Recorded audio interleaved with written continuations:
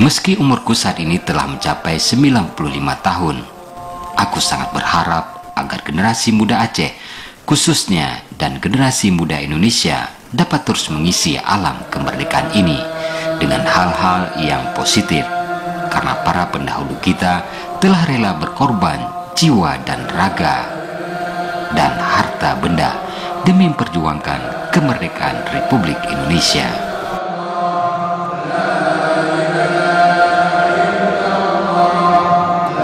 Di usia senjaku yang kini aku tidak bisa berbuat apa-apa lagi, aku selalu bermunajat kepada Sang Ilahi Allah Subhanahu wa Ta'ala agar bangsa dan negara Indonesia ini dapat terus maju sehingga kehidupan masyarakatnya juga sejahtera dan bahagia.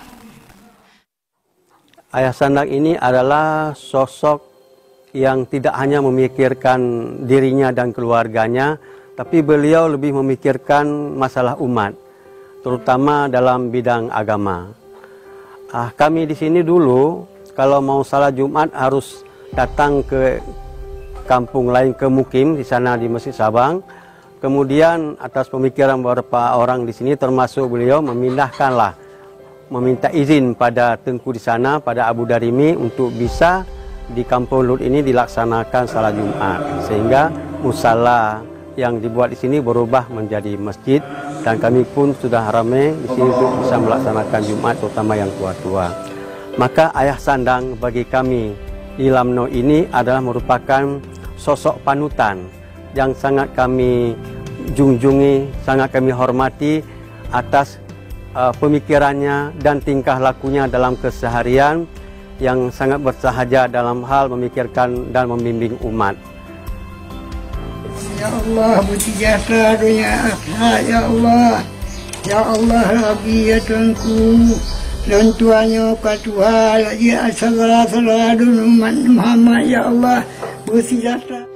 Aku bangga pernah memberikan sesuatu kepada bangsa dan negara ini, meskipun pemberianku tersebut tidak besar, karena aku pernah mendengar ucapan dari Bung Karno, jangan tanyakan apa yang diberikan negara kepadamu, tapi tanyakan apa yang bisa kamu berikan untuk bangsa dan negara ini.